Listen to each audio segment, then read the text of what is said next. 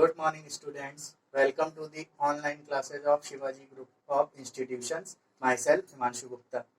तो बच्चों आज मैं आपको निश्चित समाकलन का ज्यामितीय अर्थ बताऊंगा, यानी किसी भी फलन का निश्चित समाकलन ज्यामितीय रूप से क्या प्रदर्शित करता है, इसके बारे में मैं आपको आज के वीडियो में बताने वाला हूं। तो जैसे मैंने आपको पिछले लेक्चर में बताया था कि किसी फलन जो x के पदों में है, यानी कोई फलन fx का समाकलन अगर x के सापेक्ष करें कितनी सीमाओं तक, a से b सीमा तक, तो ये जो सिंबल होती, ये जो पूरा आके निकलता है संकेतांक, उसे कहते हैं हम लोग निश्चित समाकलन। किसका? फलन fx का x के सापेक्ष सीमाओं a से लेके b तक। तो अब बात आती है कि किसी भी फलन का निश्चित समाकलन ज्यामितीय रूप से क्या प्रदर्शित करता है, तभी मैंने हेडिंग डाली निश्चित समाकलन का ज्यामितीय अर्थ। तो बच्चों ये जो निश्चित समाकलन, किसी भी फलन का निश्चित समाकलन ज्यामितीय रूप से क्या प्रदर्शित करता है, तो वो ज्यामितीय रूप से प्रदर्शित करता है क्षेत्रफल को। यानी कोई भी निश्चित समाकलन है, किसी भी फलन का निश्चित समाकलन किसको प्रदर्शित करता है? क्षेत्रफल को। लेकिन बात आती है क्षेत्रफल को प्रदर्शित करता है तो किन चीजों के क्षेत्रफल को प्रदर्शित करता है? बच्चों ये जो क्षेत्रफल होता है fx, फलन fx x equal a, x equal b तथा x अक्ष से गिरे भाग के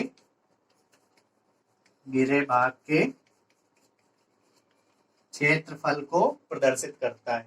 यानी कोई भी integration fx dx from a to b ज्यामितीय रूप से क्या प्रदर्शित करेगा? तो किसी भी फलन fx का x के सापेक्ष समाकलन उस फलन fx रेखाओं x बराबर a, x बराबर b, x बराबर a, x बराबर b क्यों बोल रहा हूं? क्योंकि इसमें समाकलन हम x के सापेक्ष कर रहे हैं। तो किसी भी फलन fx का निश्चित समाकलन a से b सीमाओं तक क्षेत्रफल को प्रदर्शित करता है, और ये जो क्षेत्रफल होता है वो फलन fx x equal a, x equal b तथा x अक्ष से घिरे हुए भाग के क्षेत्रफल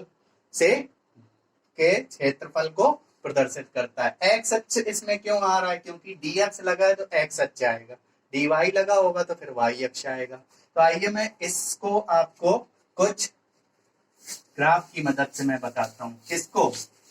इसी को जो मैंने अभी बताया, इंटीग्रेशन a से b fx dx।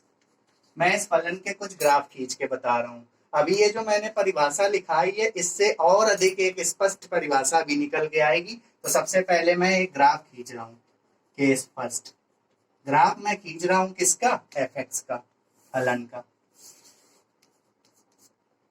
कार्तीय तल बनाया,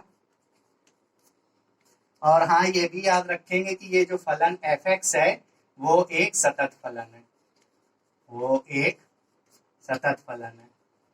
किसमें? Closed interval a comma b में। मतलब ये जो फलन fx है वो x की वैल्यू a से लेके b तक हर बिंदु पर क्या है? सतत है। इस फलन को मैं बच्चों y बराबर fx लिए ले रहा हूँ, y के बराबर लिए ले रहा हूँ, और इस फलन का मैं ग्राफ खींच रहा हूँ।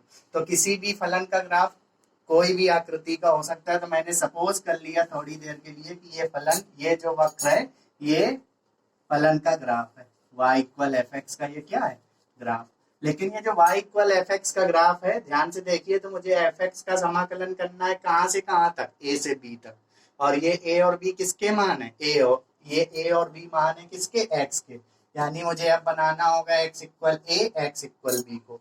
a और b बच्चों कोई भी संख्याएं हो सकती। जैसे मैंने एक ही जगह 5 रखा तो आएगा x बराबर 5, जहां पर a निम्न सीमा है, b उच्च सीमा है। अगर मैं b को 7 ले लूं तो x बराबर 7 आएगा।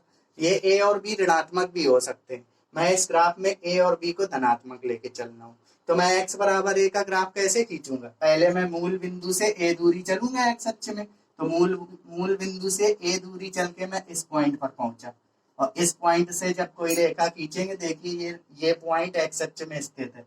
तो x अक्ष में स्थित किसी भी बिंदु से जो रेखा हम खींचते हैं वो सदैव y अक्ष के क्या होती है? समांतर।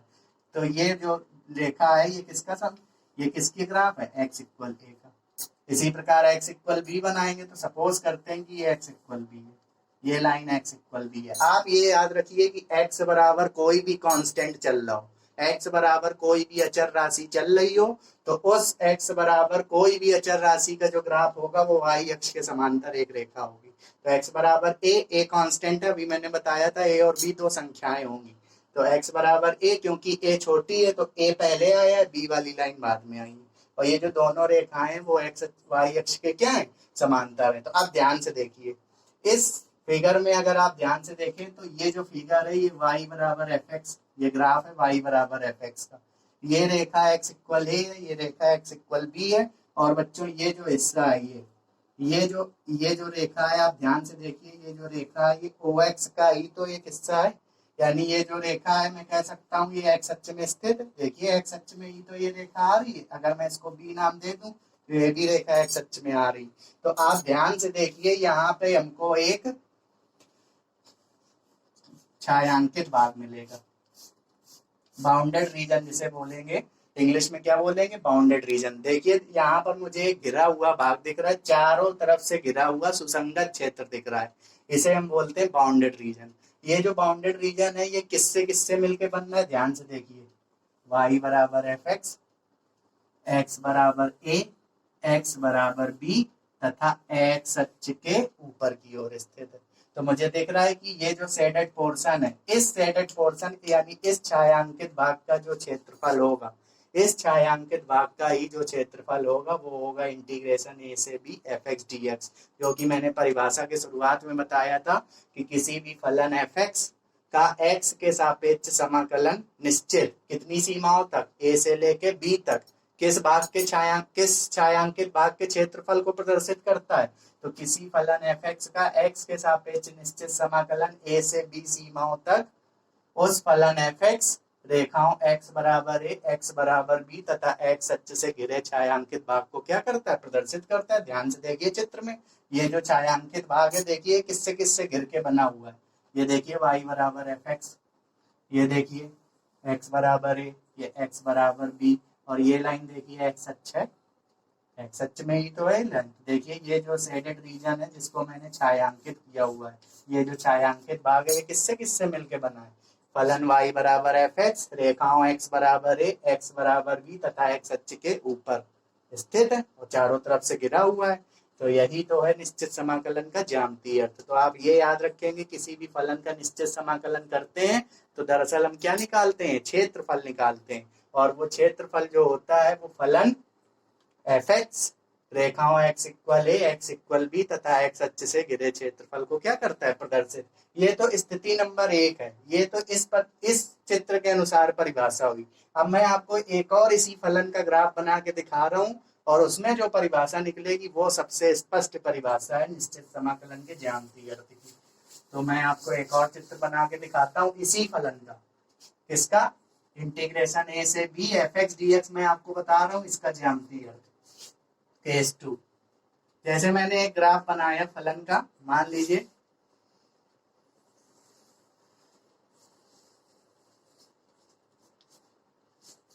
इससे आपको परिभाषा ज्यादा अच्छी स्पष्ट होगी। बाकी आप लोगों को मैंने रिवीजन में नोट्स दिए हैं, उसमें सारी चीजें लिखी हुई हैं बहुत अच्छे से। मान लीजिए मैंने ग्राफ वही रखा, फलन का पुराना वाला y इक्वल एफ एक्स, जो कि स्पष्ट में लिया था। ये x बराबर a रेखा है और ये x बराबर b, ये रेखा x बराबर a है और ये जो रेखा है वो x बराबर b है। तो ध्यान से देखिए, अभी तो चित्र बिल्कुल पुराना वाला बना है, लेकिन मैं इसमें कुछ नया काम अगर करूं, नया काम मैं क्या करने वाला हूं, मैं क्या करूंगा, x इक्वल a से x इक्वल b के बीच में कहीं पर भी एक और पॉइंट ले रहा हूं। तो x इक्वल a और x इक्वल के बीच, x equal a x equal b का मतलब ये पोर्शन, इसके बीच में मैं कहीं पर भी एक पॉइंट ले लूं जैसे c। तो ध्यान से देखिए ये सी पॉइंट x अक्ष में ही तो स्थित है, और अगर इससे मैं रेखा खींचूंगा तो किसके समांतर जाएगी, अभी मैंने आपको बताया था y अक्ष के समांतर जाएगी। तो अगर मैं एक रेखा x इक्वल सी खींच लूं, जो c जो है वो a से बड़ी है b से छोटी है, क्यों, क्योंकि c a के आगे है b के पीछे। यानी अगर मैं x इक्वल a और x इक्वल b के बीच में एक पॉइंट ले लूं c, तो ध्यान से देखिए अब की बार ये जो छायांकित भाग है ना, ये दो भागों में बट गया। ध्यान से देखिए मैं सेट कर रहा हूं, पहला भाग, दूसरा भाग। तो अब की बार हम इस छायांकित भाग का क्षेत्रफल कैसे निकालेंगे? पहले इस छायांकित भाग का क्षेत्रफल निकालेंगे और फिर इस छायांकित भाग का क्षेत्रफल निकालेंगे। ये छायांकित भाग का क्षेत्रफल अगर मैं A1 मान लूं और इस छायांकित भाग का अगर क्षेत्रफल A2 मान लूं, तो इस स्थिति में इस चित्र के अनुसार जो fx का निश्चित समाकलन x के सापेक्ष होगा a से b सीमाओं तक, वो होगा इस छायांकित भाग और इस छायांकित भाग के बीज गणितीय योग के बराबर। कहने का मतलब पहले मैं इस भाग का एरिया निकालूंगा, फिर मैं इस भाग का एरिया निकालूंगा, फिर दोनों को जोड़ दूंगा, जिसे मैं बीज गणितीय योग बोल रहा हूँ। ये सबसे स्पष्ट परिभाषा है। यानी आज के बाद आप ये कहेंगे कि किसी भी फलन f(x) का x के सापेक्ष निश्चित समाकलन x इक्वल a से x इक्वल b तक, फलन f(x) रेखाओं x बराबर a तथा x बराबर b एवं x अक्ष से घिरे हुए समस्त छायांकित भागों के क्षेत्रफलों के बीजगणितीय योग के बराबर होता है। यानी अगर मैं इस केस में निकालूं इंटीग्रेशन a से b f(x) dx, तो वो क्या होगा? पहले भाग का एरिया A1 प्लस दूसरे भाग का एरिया A2। ये है निश्चित समाकलन का ज्यामितीय अर्थ। और ये देखिए दोनों छायांकित भाग x अक्ष के ऊपर हैं, तो हम एरिया को पॉजिटिव लेंगे। पॉजिटिव क्यों लेंगे? क्योंकि ये जो देखिए x अक्ष के ऊपर कौन सा चतुर्थांश होता है? प्रथम चतुर्थांश। और हम निश्चित समाकलन किसको कर रहे हैं? निश्चित समाकलन हम fx का कर रहे हैं। fx को किसके बराबर लिया है? y के बराबर। तो आपको पता होगा कि निश्चित प्रथम चतुर्थांश में जो y का मान यानी कोटि होती है वो कैसी होती है? धनात्मक। लेकिन अगर यही हिस्सा x अक्ष के नीचे की ओर बनना होता तो यहाँ पे मान लीजिए अगर ये हिस्सा x अक्ष के नीचे बनना होता तो फिर हम A2 के आगे माइनस साइन लेते, क्योंकि तब वो चला जाता एक्स अक्ष के नीचे की ओर, और एक्स अक्ष के नीचे की ओर चतुर्थ चतुर्थांश और तृतीय चतुर्थांश आते हैं, और तृतीय चतुर्थांश और चतुर्थ चतुर्थांश में कोटि हमेशा ऋणात्मक होती है, यानी y की वैल्यू निगेटिव लेंगे और y की वैल्यू fx है तो माइनस fx होगा। इस वजह से एरिया माइनस लगाते हैं। आगे चल के आप जब सीखेंगे समाकलन के निश्चित समाकलन के अनुप्रयोग में, तब उस एरिया में मॉड भी हम लगा सकते हैं। तो चलो आते हैं अगले केस में। अब मैं एक और चित्र बना के दिखा रहा हूँ आपको, जिससे आपको बात क्लियर होगी। केस थर्ड, ये सारी चीजें मैं रिवीजन में आपको बता चुका हूँ, मैं पहले भी मैं आपको बता चुका हूँ नोट्स में। अब मैं इसी फलन का एक और ग्राफ बना रहा हूँ, इससे आपको ज्यादा चीजें समझ में आ जाएंगी। ये मैं ग्राफ, अब की बार मैं ग्राफ ऐसा बना रहा हूँ। मान लीजिए ये फलन का ग्राफ है, y बराबर fx का ग्राफ है ये पूरा। अब मुझे फिर से उसी को मुझे बताना है ज्यामितीय रूप में। किसको? इंटीग्रेशन a से b fx dx को समझाना है।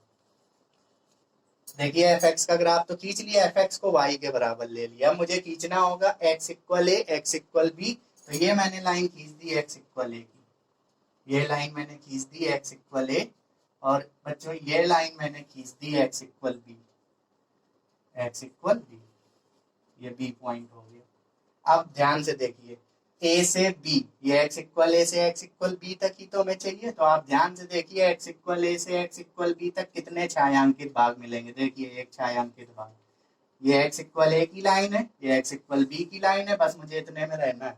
इतने में देखिए कितना क्षेत्रफल ये कवर कर रहा है। पहले ऊपर भाग का क्षेत्रफल, दूसरा छायांकित भाग, और ये तीसरा छायांकित भाग। और ध्यान से देखिए इस a और b के, इस a से b के बीच में 2 पॉइंट मुझे और मिल रहे हैं x अक्ष में। इसको अगर मैं नाम दे दूं c, इसको नाम दे दूं d, तो अब आप बहुत अच्छे से समझ सकते हैं कि अगर मैं c से रेखा खींचूंगा तो किसके समांतर होगी? y अक्ष के समांतर होगी, क्योंकि c पॉइंट x अक्ष में स्थित है। इसका समीकरण अगर हम मान लें x इक्वल c, और इधर से मैं खींचूंगा फिर से एक y अक्ष के समांतर रेखा x इक्वल d। तो अब आप समझिए मुझे a से b तक चाहिए, तो a से b तक देखिए कितने छायांकित भाग बन रहे हैं? 1 2 3। तो इन तीनों छायांकित भागों के क्षेत्रफलों का बीजगणितीय योग करेंगे तो वो हो जाएगा इंटीग्रेशन a से b fx dx। इस केस में तो मैं क्या करूंगा? इक्वल पहले छायांकित भाग का क्षेत्रफल a1, ध्यान से देखिए ये जो पहला छायांकित भाग है ये x अक्ष के ऊपर है, तो ये एरिया पॉजिटिव निकलेगा। अच्छा, दूसरा छायांकित भाग देखिए x अक्ष के नीचे, और ये किसका ग्राफ है? ये हिस्सा देखिए, ये ग्राफ का हिस्सा है y बराबर एफ एक्स का, और एक्स अक्ष के नीचे कौन सा चतुर्थांश होता है? एक्स अक्ष के नीचे होते हैं चतुर्थ चतुर्थांश और तृतीय चतुर्थांश। और तृतीय चतुर्थांश और चतुर्थ चतुर्थांश में y का मतलब कोटि। कोटि कैसी होती है? ऋणात्मक। तो अगर मैं y को माइनस वाई लिखूंगा तो y की वैल्यू एफ एक्स है, तो माइनस एफ एक्स हो जाएगी। तो इस वजह से एरिया इसका निगेटिव निकलेगा, तो लिखेंगे a1 माइनस a2।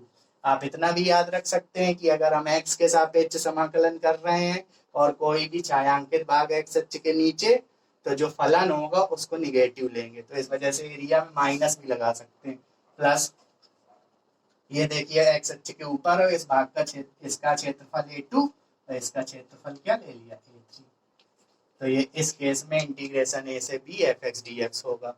तो निष्कर्ष ये निकलता है, सबसे सही परिभाषा कि किसी भी निश्चित समाकलन का ज्यामितीय अर्थ, किसी फलन एफ एक्स का एक्स के सापेक्ष निश्चित समाकलन कर रहे हैं अगर a से b तक, तो उसका जो ज्यामितीय अर्थ होता है वो होता है फलन एफ एक्स रेखाओं x equal a, x equal b तथा x अक्ष से घिरे हुए समस्त छायांकित भागों के क्षेत्रफलों के बीज गणितीय योग के बराबर होता है। किसका मतलब? इंटीग्रेशन a से b F x D x. ये है बच्चों निश्चित समाकलन का ज्यामितीय अर्थ। आपको ये याद रखना है कि कोई भी निश्चित समाकलन है वो दरअसल क्षेत्रफल को प्रदर्शित करता है।